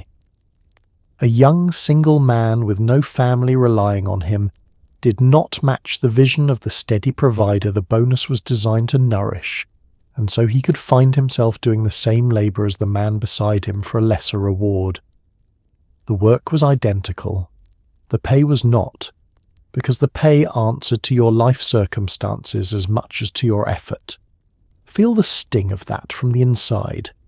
Imagine standing at your station, performing the same motion at the same pace as the man to your left, and knowing that he collects the celebrated $5 while you do not, purely because of who you are or what your household looks like. The wage that made headlines around the world, the number that pulled the crowds through the freezing gates, was for you a thing glimpsed and not held. The door was open, but not to you, or not all the way. Ever watched a reward go to others for work you were doing just as hard, held back by a rule you had no power to change? Then you know the particular bitterness of the guest list. None of this erases the real good the $5 day did for the many who received it. But it does complicate the fairy tale, and honesty requires holding both truths at once. The wage was genuinely transformative, and it was genuinely uneven, generous and selective in the same breath. A leap forward that still carried the narrow assumptions of its time. Progress and prejudice arrived together, riding in the same wagon, and to understand why the company reached for such a dramatic and expensive experiment in the first place, you have to understand the desperate problem it was built to solve, a problem hiding just behind the gleaming number. Let us talk about the revolving door. To understand why Ford did something so drastic, you have to understand the problem it was solving. Before the raise, men quit in staggering numbers because the work was so dull and so punishing that no wage then on offer felt remotely worth it. The turnover was so extreme that the company had to hire tens of thousands of people in a single year just to hold on to a workforce a fraction of that size. Men would start in the morning and be gone by afternoon, walking out mid-shift without a single backward glance. The line was brilliantly efficient, and it was chewing through human beings faster than it could replace them. The trouble grew directly out of everything we have already seen. The work was monotonous beyond endurance, one motion repeated until the mind rebelled. It was noisy, exhausting, closely watched, and stripped of the pride a craftsman once took in his labour. The line moved at a pace set by strangers and never rested. Put all of that together and you get a job that a great many men simply could not stand for long, no matter how badly they needed the pay. The very features that made the line productive made it unbearable, and men voted against it with their feet. And vote they did, in numbers that beggar belief. The rate at which workers left was so high that the company found itself on a frantic treadmill of hiring, forced to bring in an enormous flood of new men every year merely to keep the stations filled. To maintain a workforce of a given size, it had to hire many times that number over the course of a year because so many walked away so quickly. The plant was less a stable body of workers than a churning river, water rushing through and out, the level held steady only by the ceaseless inflow. Some men did not even last the day. A worker might arrive in the morning, take his place on the line, absorb a few hours of the roar and the monotony and the relentless pace, and simply decide it was not worth it. He would set down his tools or not even bother and walk out into the afternoon, forfeiting the pay rather than endure another minute. There is something almost eloquent in that. a man judging that his time and his sanity were worth more than the wage on offer, and acting on the judgment then and there. The revolving door spun so fast it barely paused between arrivals and departures. This churn was a serious and expensive problem, whatever it might look like from a distance. Every new man had to be brought in, placed and broken in, however briefly, and constant turnover disrupted the smooth flow the whole system depended on. A line is only as good as its ability to keep every station manned by someone competent, and a workforce hemorrhaging men as fast as this one was a workforce perpetually on the edge of disorder. The efficiency of the line was being quietly undermined by the human cost of that same efficiency. The machine was too much for the men, and the men kept leaving. So the company faced a genuine dilemma of its own making. It had built a system of astonishing productivity that people could not bear to work in, and it was paying for that unbearableness in constant, costly turnover. Something had to give, and the answer it reached for was as bold as the problem was severe. If men would not stay for the ordinary wage, then perhaps they would stay for an extraordinary one. The $5 day was not born purely of generosity. It was born in large part of the desperate need to stop the revolving door from spinning. And stop it, remarkably, it did. Let us talk about the end of quitting, sort of. The $5 day fixed the quitting problem almost overnight and not entirely out of kindness. When the pay is that much better than anything else in town, you do not storm off over boredom, because boredom does not feed your family and $5 does. So the men stayed and endured and swallowed the monotony they had once fled. The raise was genuinely generous, and it was also a chain, a pair of golden handcuffs binding you to the very line that was slowly grinding you down. You are now paid handsomely to stop dreaming about the door. The logic of it is almost brutally simple, and it worked precisely because it was simple. A man leaves a hard job when the pay does not justify the suffering. Raise the pay high enough above every alternative, and the arithmetic flips. Now leaving means giving up not just any wage, but the best wage a working man could hope to find, a sum that could transform his family's whole future. Suddenly the monotony that once drove men out the door became something to be endured, because on the far side of enduring it lay a prize no other employer would match. The suffering had not changed. The price of walking away from it had. So the men stayed, and the revolving door slowed to a crawl. The frantic churn eased, the constant flood of new hires subsided, and the workforce settled into something far more stable. From the company's point of view, the experiment was a triumph. It had spent lavishly and been repaid in loyalty, or at least in permanence, which on a production line amounts to nearly the same thing. The men who once fled now clung to their stations, and the plant gained the steady, reliable body of workers it had so badly lacked. The money had done what nothing else could. But look closely at the nature of that loyalty, because it was a peculiar kind. The men did not stay because the work had grown any better. It had not. The motion was still one motion, the noise still deafening, the pace still relentless, the pride still absent. What had changed was not the job, but the cost of leaving it. The men stayed because they could not afford to go, held in place by the sheer weight of the wage. It was less devotion than entrapment, however comfortable, a bond forged not from satisfaction, but from the impossibility of finding anything half so lucrative elsewhere. This is where the phrase golden handcuffs earned its keep, because that is exactly what the $5 became.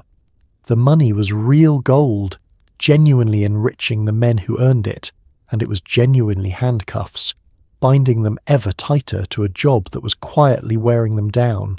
The better the pay, the harder it became to leave, and the harder it became to leave, the more completely a man had to make his peace with the monotony he could not escape. Freedom and fortune pulled in opposite directions, and fortune usually won. Ever stayed in a role that drained you simply because the money was too good to walk away from? Then you have worn a lighter version of the same handcuffs. There is no simple verdict to reach here, and that is what makes it worth sitting with. The $5 day lifted countless families toward a prosperity they could never otherwise have touched, and it did so by chaining them to labor that asked them to stop dreaming of anything else. Generosity and control, gift and cage, all fused into a single daily wage. The men got their money, and the company got its stillness, and something in each man had to quietly settle for the bargain. And for some, that settling did not come easy, because the human cost of the monotony did not vanish just because the pay had risen. Let us talk about when the monotony breaks a man. Doing one motion thousands of times a day does something to the mind that is hard to describe until you have felt it yourself. Some men developed nervous complaints, trouble sleeping, a restlessness that trailed them home and refused to let go. There were whispers of workers who twitched through the same gesture at the supper table, hands still assembling phantom cars long after the whistle. The body adapts to the line quickly enough, but the spirit is not always so cooperative. It turns out you can pay a man very well and still wear a slow, quiet groove straight through his sanity. The heart of the matter is that the human mind was never built for such relentless sameness. We are creatures of variety, made to solve small problems, to shift our attention, to feel the little pulse of completing one thing and beginning another. The line offers none of that.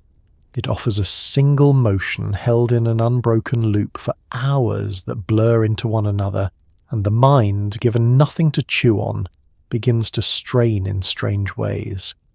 The very emptiness of the task, its total lack of demand on the intellect, becomes its own peculiar torment, a hunger with nothing to feed it.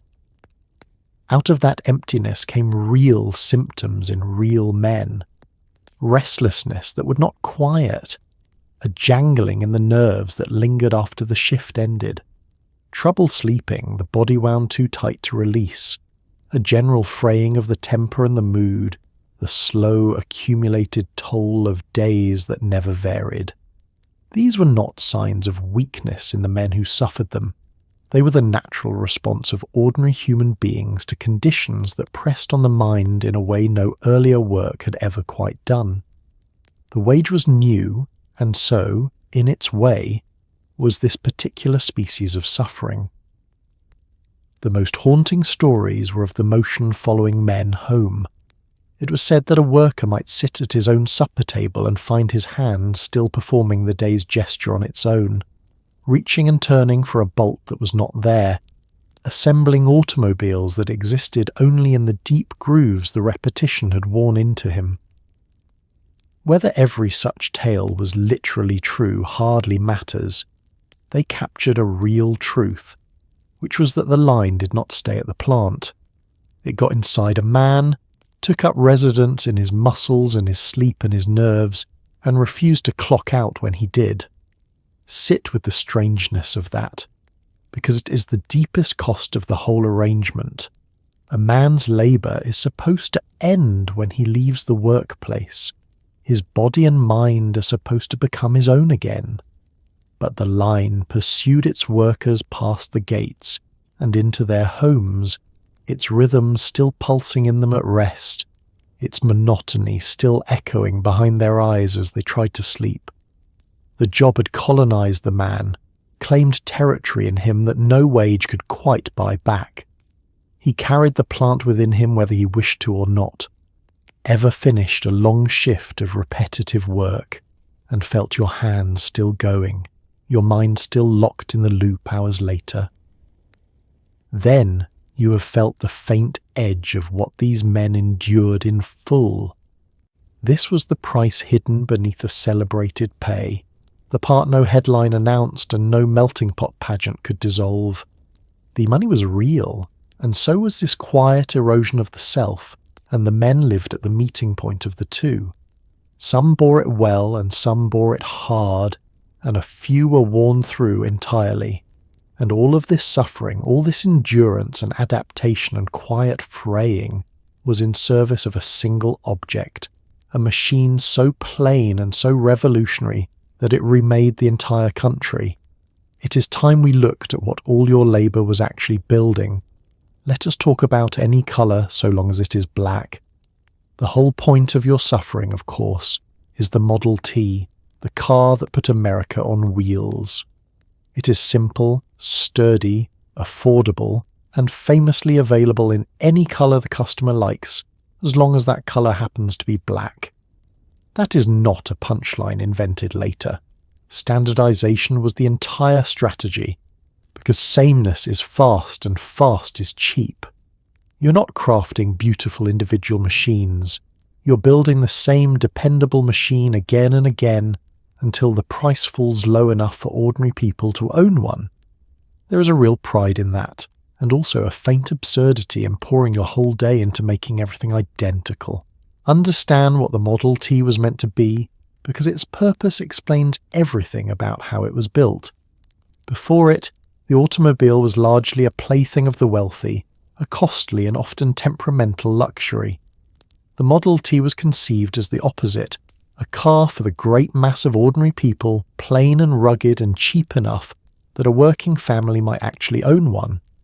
To achieve that, everything had to bend toward lowering the price, and the surest way to lower the price was to make every single car exactly the same. Variety costs money. Sameness is where affordability lives. This is where the famous line about colour comes in, and it is not merely a joke but a perfect little emblem of the whole philosophy. Offering many colours would mean different paints, different handling, different complications rippling through the process, all of it slowing things down and driving costs up. Offering one colour, and one that suited the manufacturing best, kept everything simple and swift. So the customer could indeed have any colour desired, provided the desire landed on black. The quip endures because it captures the ruthless logic of standardization in a single wry breath, and that logic reached all the way down to you at your station. The reason your job is one motion endlessly repeated is that the car itself is one design endlessly repeated. Sameness in the product demands sameness in the labour. Because every Model T is identical, every worker can perform an identical task on an identical part, over and over, with no need to adjust or think or vary. The monotony of your day is the direct human reflection of the uniformity of the machine. You're repetitive because the car is uniform, and the car is uniform because uniformity is what makes it cheap. Yet do not miss the genuine grandeur folded inside all this plainness. The result of the sameness, the monotony, the relentless standardization was a car ordinary people could actually afford, and that changed the shape of the whole country. Families who had never dreamed of owning an automobile could now reach for one.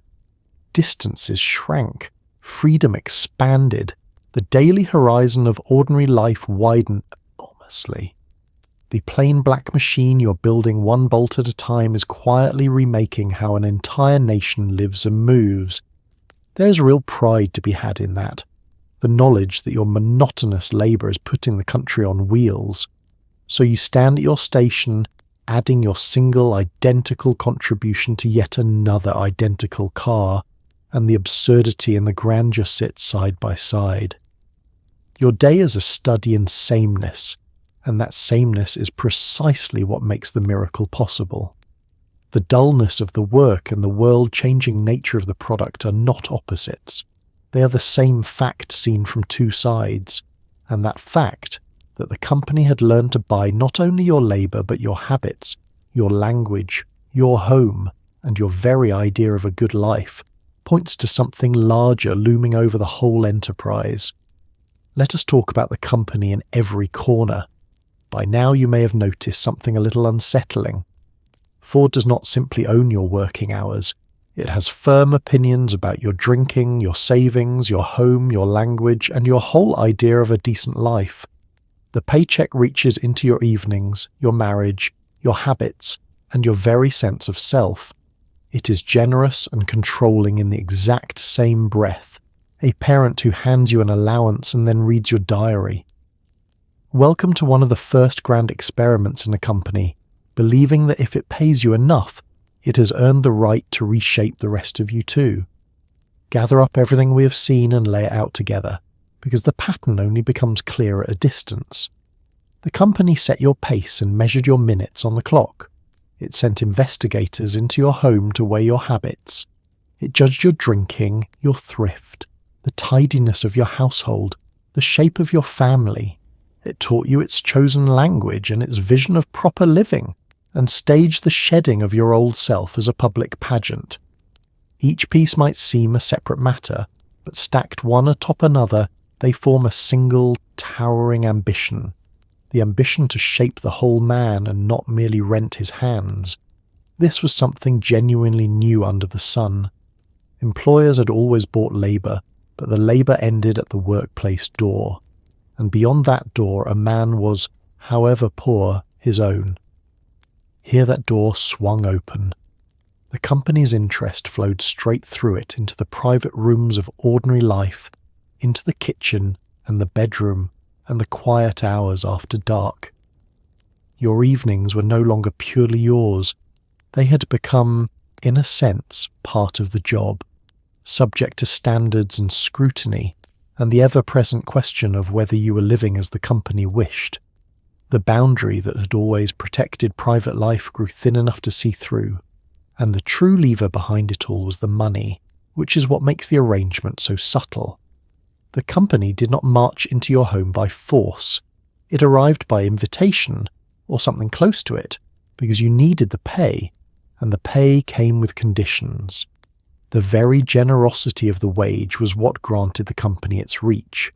Refuse the scrutiny, and you refused the bonus, and few could afford to refuse the bonus, so the intrusion felt less like an assault than like a bargain, and a bargain is far harder to resist, because you seem to be choosing it even as it closes around you. Hold the two truths together, because neither alone tells the story right. The company's involvement in workers' lives was often sincerely meant to help, and it often did help, guiding new arrivals toward stability and lifting families toward real prosperity. It was also, unmistakably, a form of control, an assertion that the company's authority did not stop at the factory wall. Help and control were not rivals here, but partners, working the same territory from the same source. The hand that steadied you was the same hand that judged you, and it belonged to your employer. Ever worked somewhere that seemed to want not just your effort, but your loyalty, your image, your whole way of being on and off the clock? Then you've glimpsed the shape of this experiment. This was a bold and revealing vision of what a company might be, a foreshadowing of questions we still wrestle with about how much of ourselves our work is entitled to claim.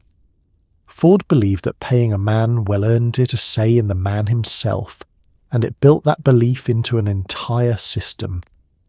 Yet for all the control and all the cost, we must not lose sight of the other half of the ledger, the genuine transformation that landed in a worker's hand on payday. Let us talk about payday and what it bought. Still, when payday finally lands, there is no denying the honest weight of real money in your hand. For the first time, a factory worker can dream of things that once belonged only to better-off men. A home, savings, maybe even a Model T of his very own. The same car his aching hands helped build. There is a genuine dignity in that. A door swinging open that had stayed shut for generations of labouring men. The wage was a cage, yes, but it was also, undeniably, a ladder. Very few things in history are honest enough to be both at once, and somehow Ford managed it beautifully. Feel the weight of the money first, because after everything the man endured to earn it, the money was gloriously real. This was not a meagre wage that vanished the moment it arrived, leaving nothing behind but the need to earn it again. This was a sum with room in it, enough to cover the necessities and still leave something over, and that something over was the seed of an entirely different life. For a working man accustomed to living hand to mouth, the mere existence of a surplus was a small revolution. There was, at last, more than enough, and more than enough is where dreaming begins. With that surplus came possibilities that had always belonged to other people. A home of one's own, owned rather than merely rented. A solid roof that was truly yours. Savings set aside against hard times. A cushion between the family and disaster. Small comforts and securities that the ordinary labouring life had never permitted. Things that men like you had watched the better off enjoy from a distance now edged into reach. No longer fantasies, but plans a man might actually make. The wage did not just pay for today. It funded a future, which is a thing the poor are rarely allowed to have. And there was a particular sweetness in the possibility of owning a Model T, the very car your own hands had helped bring into being. A worker might now aspire to drive off in the machine he had spent his days assembling, to possess the fruit of his own labour rather than merely producing it for others. There is a rare and satisfying circle in that, the maker becoming the owner, the man on the line becoming the man behind the wheel. The distance between building the thing and having the thing, usually so vast for a working man, narrowed to something a steady wage could actually close. Underneath the possessions lay something even more valuable, which was dignity. To earn enough to provide well for your family, to build toward a future, to stand as a man who could reach for the things that signify a decent life, is to be granted a kind of respect that poverty forever denies. The wage said, in effect, that your labour was worth something substantial, that you were not merely a replaceable pair of hands, but a man capable of building a life. After the monotony and the noise and the scrutiny, that affirmation carried real power. The money bought goods, yes, but it also bought standing, and standing is not a small thing.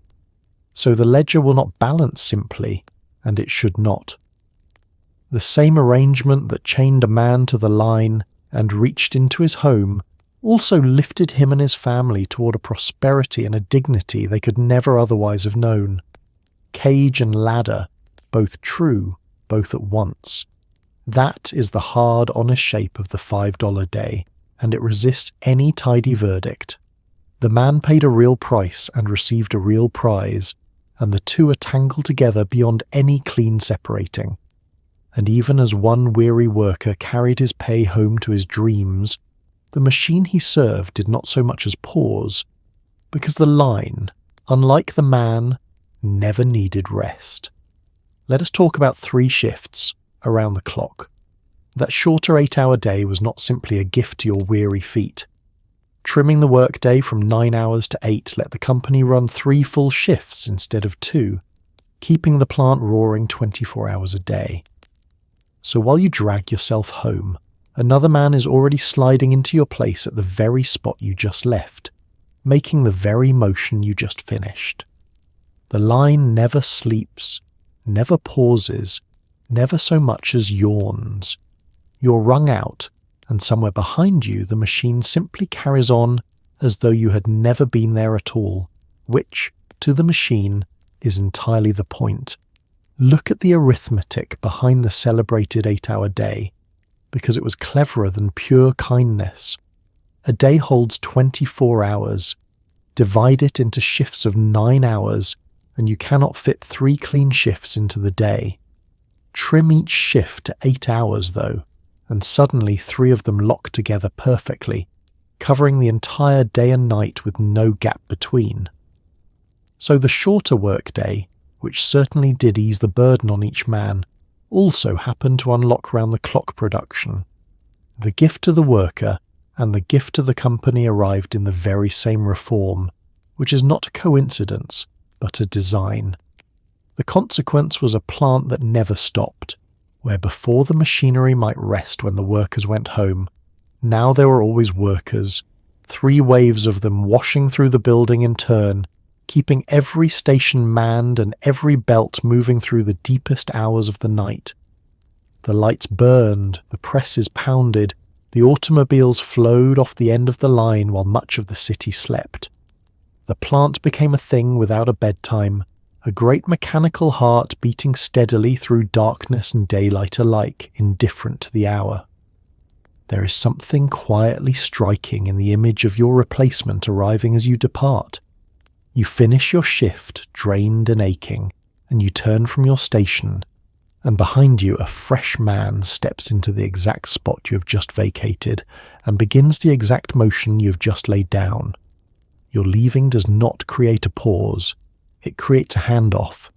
The work does not wait for you to recover, it simply passes to the next set of hands and continues without a hitch, as smooth and seamless as if you had merely blinked rather than gone home to sleep. That seamlessness carries a humbling message, if you let yourself hear it. To the line, you're not indispensable, you're a position to be filled, and the moment you step away, the position is filled by another, your absence erased in an instant. The machine's endless motion depends not on you specifically, but on someone, anyone, occupying your place and making your motion. There is a loneliness in that, the knowledge that the great work rolls on, entirely undisturbed by your presence or your leaving, that you matter to it only as a shape that must be filled. The line remembers no one, and so the plant runs on through the night behind you, tireless where you are exhausted, permanent where you are passing through. It is the deepest difference between the man and the machine laid bare. The machine needs no rest, feels no monotony, carries nothing home, while you need all the rest you can seize before the whole day begins again. The line's endlessness is precisely what your humanity cannot match, and the gap between the two is where all your weariness lives. Now, wrung out and replaced, you turn at last toward home and the cold, dark journey back through the city. Let us talk about going home in the dark. The whistle finally blows, and you rejoin the great grey river, only now it flows the other way, out into a Detroit night every bit as cold as the morning was. Your ears are still ringing, your hands are still drifting slightly on their own, and your feet have filed several formal complaints. Back at the boarding house there is a bit of supper, a shared room, and the loud silence of too many tired men crammed into too little space. There is no relaxing hobby, no evening of leisure, just the narrow business of resting enough to do it all again. Tomorrow waits like a bill you cannot avoid paying. The whistle itself is a strange mercy, the day's one truly welcome sound, releasing you from the belt at last. And out you pour, back into the river of men, the same current that carried you in now, reversed and flowing homeward through the dark. The cold that met you at dawn has never left. It waited all day and greets you again unchanged, biting through your clothes as you begin the long trudge back.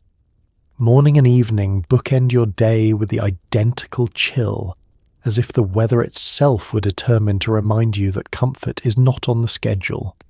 You carry the plant out with you in your very body.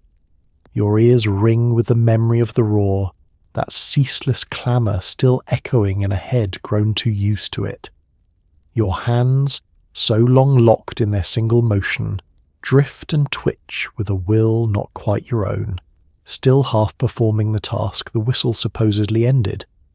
Your feet, having stood and strained through the whole shift, ache with a deep, insistent complaint. You are leaving the plant, but the plant is not entirely leaving you. It rides home in your ringing ears and your restless hands, a passenger you did not invite. And home, when you reach it, offers rest but little in the way of comfort. There is the boarding house again, the shared room, the crowd of other tired men packed into too small a space, each of them as wrung out as you. There is some supper, plain and welcome, and then the narrow prospect of sleep. What there is not is anything resembling leisure. No pleasant evening stretches before you, no time or energy for pursuits that might feed the spirit rather than merely restore the body. The evening is not a reward for the day's labour. It is simply the maintenance the next day's labour requires. That is the quiet grimness of it. The way the whole of life outside the plant shrinks down to preparation for more time inside it. You rest not to enjoy your rest, but to be fit for tomorrow's shift. You eat to have the strength to work. You sleep to be able to stand at your station again. The line's reach, which we have traced into the home and the habits and the very self, extends here too, claiming even your recovery for its own purposes. Your free hours are not truly free. They are the pit stop between one shift and the next, measured out for function rather than joy.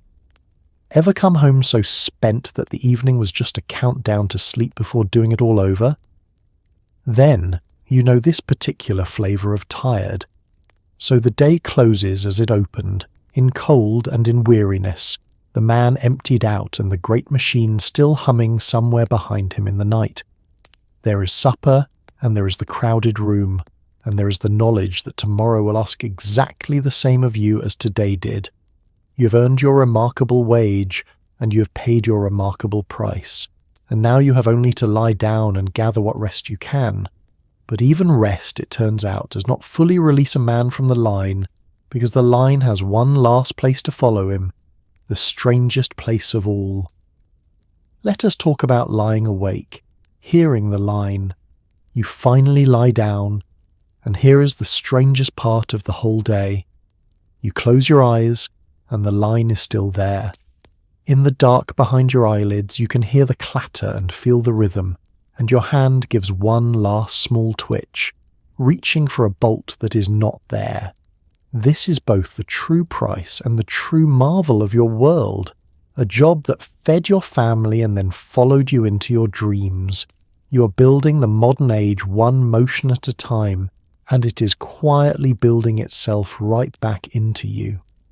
And with that steady humming thought, we will let the rest of the story wait for tomorrow.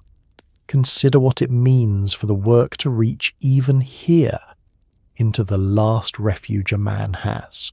Sleep is supposed to be the place where the day releases you entirely, where labour and worry dissolve and you belong wholly to yourself again. But the line does not honour that boundary any more than it's honoured the others. It comes to bed with you. In the quiet dark, with nothing to occupy your senses, the day's rhythm rises up unbidden, the phantom clatter, the ghost of the motion, the belt still sliding somewhere behind your closed eyes. The one place the work should never reach is the very place it reaches most completely. The small twitch of the hand is the perfect emblem of it, is it not? There you lie, still and at rest, and yet your hand reaches of its own accord for a bolt that exists only in the deep grooves the day has worn into you. Your body has learned the motion so thoroughly that it performs it without you, in the dark, unasked. It is faintly eerie and deeply human all at once, the flesh remembering what the mind would gladly forget, the labour outliving the shift by hours. The plant has written itself into your very muscles, and at night the muscles quietly read it back. This is the true and final price, laid bare in the dark. The wage was real and the price was real, and here at the end of the day the price shows its full face. The job did not merely tire your body and dull your hours, it got inside you, took root in your senses and your reflexes and your sleep, until you could no longer be entirely free of it even in your dreams. That is a steep thing to pay, steeper than the aching feet and the ringing ears, because it reaches the part of you that was supposed to be beyond any employer's grasp.